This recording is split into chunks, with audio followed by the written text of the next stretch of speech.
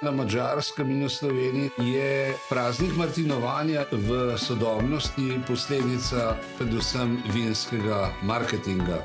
Vendar, če gremo nazaj v zgodovinski razvoj, ugotovimo, da je bil to zahvalni dan.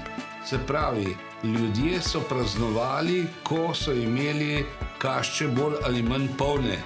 To se pravi, tam, kjer je bilo žito, so praznovali pač žitno letino, tam, kjer je bila vinska trta, so praznovali seveda praznik vinske trte in predvsem vin. Kajti po pravilu se vsako leto na Martinovo, se pravi 11. novembra, mošt spremeni v vino.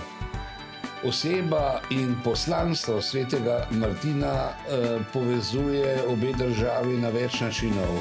Predvsem pa mislim, da če sledimo besedi povezovanje, je morda najbolj značilna Martinova pešpot, ki poteka po ozemlju obeh držav in še nekaterih drugih evropskih držav in sodi v okvire evropskih pešpoti.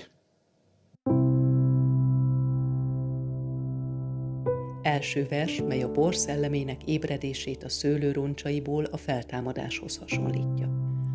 A nap ocsúja most csorog, piros levél a venyikén, a présház felé megyek én. A nagy kulcs zajjal megforog. Csöndes a tanya, nincs dolog. Szunnyad a musta csömögén, s a pincetikkat melegén pihennek boldog óborok. A sárga mórci bugyporog, ébred a musta csömögén, mint lélek a holdváz felett. Ó, pinceszáj, illatos kripta, így lenge bús présház felett a feltámadás drága titka. Második vers, mely Krisztus Urunkat a Bacchusz istenhez hasonlítja. Mert Bacchusz is példázza őt, a szabadító szabad úr, ki vérét adja italul, se vérben kedvet és erőt.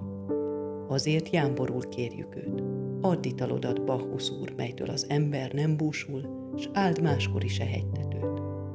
S úgy akkor is, meg máskor is, bár most csurran föl vagy boríz, amint a hébér szürcsöli nyáron, vagy őszi hamar estén komoly tanulsággal teli megy haza az igaz keresztény.